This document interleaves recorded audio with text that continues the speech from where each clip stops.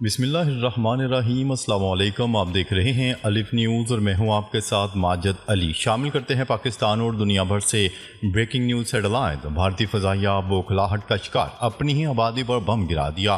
Pahalgam false flag operation کی ناکامی سے بھارتی فضائیہ بھی بوکھلاہٹ کا شکار ہو گئی۔ بھارتی فضائیہ اپنی ہی عوام کی دشمن بن گئی۔ اس کے لڑاکا طیارے نے اپنی ہی آبادی پر بم گرا دیا۔ ذرائع کے مطابق واقعہ بھارتی ریاست مدھیہ پردیش کے علاقے شیو پوری میں پیش آیا۔ بم گرنے سے آبادی اور عملہ کو شدید نقصان پہنچا۔ بم گرنے سے متعدد مکانات تباہ ہو گئے، جبکہ ہلاکتوں کی بھی اطلاعات سامنے آئی ہیں۔ دفاعی ماہرین کے مطابق واقعہ بھارتی فضائیہ کی غیر ذمہ داری اور بوکھلاہٹ کو ظاہر کرتا ہے۔ اس سے قبل بھی بھارتی فضائیہ لڑاکا طیاروں کے حادثے معمول کا حصہ ہیں۔ اکثر حادثات میں بھارتی فضائیہ کے لڑاکا طیارے آبادی پر گر چکے ہیں۔ دفاعی ماہرین کے مطابق پیدر پے جدید طیارے پے لوڈ اور بموں کا گرنا بھارتی فضائیہ کی دفاعی صلاحیتوں پر گہرا سوالیہ نشان ہے۔ بھارتی فضائیہ جدید ٹیکنالوجی میں ناکامی کے ساتھ ساتھ پائلٹوں کی تربیت میں بھی ناکام ہے۔ خبر کے اگلے حصے میں بات کرتے ہیں اٹاری بارڈر بند، پاکستان آنے والے شہری سرحد پر پھنس گئے۔ بھارت کے اٹاری بارڈر بند کرنے سے پاکستان آنے والے شہریوں کو پریشانی کا سامنا۔ بارڈر بند ہونے کی وجہ سے گاڑیوں کی لمبی قطاریں لگ گئیں اور بھارتی حکام نے بھارت کا پاسپورٹ رکھنے والی خاتون کو بھی پاکستان جانے سے روک دیا۔ اس موقع پر خاتون نے کہا کہ بھارت کا پاسپورٹ ہونے کی بدولت امیگریشن حکام نے روکا۔ خاتون کا کہنا ہے کہ ان کی شادی پاکستان میں ہوئی ہے اور وہ گھر واپس جانا چاہتی ہے۔ نجی ٹی وی نے بھارت سے آئی ہوئی ایک خاتون سے بات کی تو اس کا کہنا تھا کہ وہ بھائی سے ملنے 40 برس بعد پاکستان آئی ہیں، حالات کی وجہ سے واپس جانا پڑ رہا ہے۔ خبر کے اگلے حصے میں بات کرتے ہیں پاکستان اور بھارت اپنا مسئلہ خود حل کریں، ڈونلڈ ٹرمپ۔ امریکی صدر ڈونلڈ ٹرمپ نے کہا ہے کہ پاکستان اور بھارت کے رہنماؤں کو اچھی طرح جانتا ہوں اور مجھے یقین ہے کہ دونوں ممالک کسی نہ کسی طریقے سے اپنے مسائل خود ہی حل کر لیں گے۔ ایئر فورس ون میں صحافیوں سے غیر رسمی گفتگو کرتے ہوئے ڈونلڈ ٹرمپ نے کہا کہ پاکستان اور بھارت کے درمیان تعلقات ہمیشہ سے کشیدہ رہے ہیں، لیکن دونوں ممالک باشعور قیادت رکھتے ہیں۔ صدر ڈونلڈ ٹرمپ نے مزید کہا کہ انہوں نے وزیر اعظم شہباز شریف اور بھارتی وزیر اعظم نریندر مودی دونوں کو معاملات کا ادراک ہے۔ انہوں نے زور دے کر کہا کہ دونوں ممالک کو امن و استحکام کی جانب دیکھنا چاہیے، مگر ان کا مسئلہ دونوں خود بہتر جانتے ہیں۔ واضح رہے کہ ماضی میں امریکی صدر کی جانب سے مسئلہ کشمیر پر ثالثی کی پیشکش بھی کی گئی تھی، تاہم بھارت نے اسے مسترد کر دیا تھا۔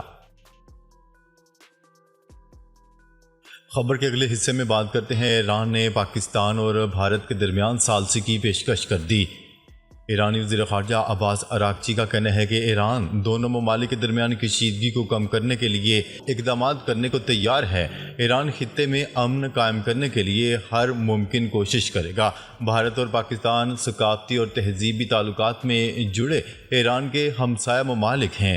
امن قائم کرنے کے لیے ایران اپنا اثر و رسوخ استعمال کرنے کے لیے تیار ہے۔ علاوہ ازیں وزیر خارجہ اسحاق ڈار اور ایرانی ہم منصب عباس اراغچی کے درمیان ٹیلی فونک رابطہ ہوا۔ دفتر خارجہ کے مطابق پاکستان بھارت تعلقات کے حالیہ صورتحال پر تبادلہ خیال کیا گیا۔ بھارت کے بے بنیاد الزامات کو مسترد کرتے ہیں خطے میں کشیدگی کم کرنے کی ایرانی کوششوں کو سراہا گیا۔ مسقط میں ایران امریکہ مذاکرات کے لیے نیک خواہشات کا اظہار کیا گیا۔ خبر کے اگلے حصے میں بات کرتے ہیں امریکہ سعودی عرب کو $100 بلین کا اسلحہ دینے کو تیار۔ امریکہ سعودی عرب کو $100 بلین سے زائد مالیت کے ہتھیاروں کے پیکج کی پیشکش کرنے کے لیے تیار ہے۔ مئی میں امریکی صدر ڈونلڈ ٹرمپ کی مملکت کے دورے کے دوران اس کے باضابطہ اعلان کی تیاری کی جا رہی ہے۔ اس معاملے کی براہ راست معلومات رکھنے والے 6 ذرائع نے بتایا ہے کہ ڈونلڈ ٹرمپ انتظامیہ سعودی عرب کو $100 بلین سے زیادہ مالیت کے ہتھیاروں کے پیکج کی پیشکش کرنے کے لیے تیار ہے۔ اس کا اعلان امریکی صدر ڈونلڈ ٹرمپ کے مملکت کے دورے کے دوران کیا جائے گا۔ ہتھیاروں کے پیکج کی پیشکش کی یہ خبر اس پس منظر میں سامنے آئی ہے جب سابق صدر جو بائیڈن کی انتظامیہ نے ایک وسیع معاہدے کے حصے کے طور پر ریاض کے ساتھ دفاعی معاہدے کو حتمی شکل دینے کی ناکام کوشش کی تھی، جس میں سعودی عرب کے اسرائیل کے ساتھ تعلقات کو معمول پر لانے کی بات چیت کی گئی تھی۔ جو بائیڈن کی تجویز میں چینی ہتھیاروں کی خریداری کو روکنے اور ملک میں بیجنگ کی سرمایہ کاری کو محدود کرنے کے بدلے مزید جدید امریکی ہتھیاروں تک رسائی کی پیشکش کی گئی تھی۔ وائٹ ہاؤس اور سعودی عرب کے مواصلاتی دفتر نے اس خبر کے متعلق فوری طور پر تبصرہ کی درخواستوں کا جواب نہیں دیا۔ ایک امریکی دفاعی اہلکار نے کہا، صدر ڈونلڈ ٹرمپ کی قیادت میں مملکت سعودی عرب کے ساتھ ہمارے دفاعی تعلقات پہلے سے کہیں زیادہ مضبوط ہیں۔ خبر کے اگلے حصے میں بات کرتے ہیں۔ روس اور برطانیہ نے پاکستان سے متعلق ٹریول ایڈوائزری جاری کر دی۔ پاکستان میں روسی سفارت خانے کی جانب سے جاری انتباہ میں کہا گیا ہے کہ روسی شہری پاکستان کا سفر نہ کریں۔ کشیدگی کم اور صورتحال مستحکم ہونے تک روسی شہری پاکستان کا سفر کرنے سے گریز کریں۔ روسی سفارت خانے کے مطابق ہدایات پاک بھارت تعلقات میں کشیدگی اور بعض حکام کے جنگجوانہ بیانات کے تناظر میں دی گئی ہے۔ اس کے علاوہ پاک بھارت کشیدگی پر برطانیہ نے بھی اپنے شہریوں کے لیے ٹریول ایڈوائزری جاری کرتے ہوئے کہا ہے کہ برطانوی شہری بھارت اور پاکستان کی سرحد کے 10 کلومیٹر کے اندر سفر کرنے سے گریز کریں۔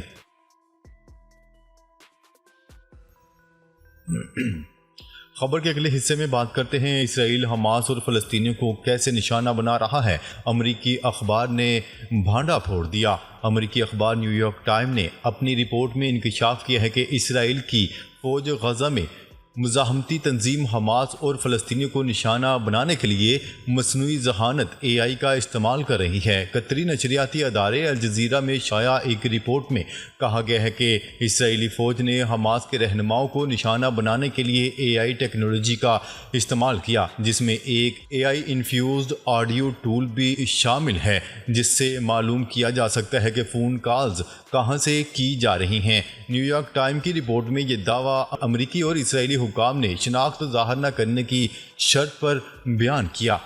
اخباری رپورٹ میں اکتوبر 2023 میں ہونے والے ایک اسرائیلی فضائی حملے کا بھی ذکر شامل ہے، جس میں آڈیو ٹول کا استعمال کرتے ہوئے اسرائیلی فوج نے حماس سینٹرل جبالیہ بٹالین کے اہم کمانڈر ابراہیم بیاری کو تلاش کر کے شہید کیا تھا۔ AI آڈیو ٹول ایک دہائی قبل تیار کیا گیا تھا، لیکن 2023 کے دوران اس میں جدت لگائی گئی۔ حملے میں اسرائیلی فوج نے مبینہ طور پر شمالی غزہ کے علاقے جبالیہ میں بے گھر فلسطینیوں کے کیمپوں کے نیچے سرنگ میں ابراہیم بیاری کے فون کی سرگرمی کا پتہ لگا لیا تھا۔ امریکی اور اسرائیلی حکام نے بتایا کہ حملے میں 100 سے زائد فلسطینی شہید ہوئے تھے۔ اسرائیل کی شہریوں کی ہلاکتوں میں تشویش کے علاوہ ایسی مثالیں بھی ہیں جن میں اسرائیلی فوج کی طرف سے جلد بازی میں تیار کردہ AI ٹول اکتوبر 2023 سے غلط شناخت کی وجہ بھی بنا۔ خبر کے اگلے حصے میں بات کرتے ہیں۔ اہل غزہ سے اظہار یکجہتی کے لیے کراچی سے پشاور تک شٹر ڈاؤن ہڑتال، کاروباری مراکز بند، سڑکوں سے ٹریفک غائب۔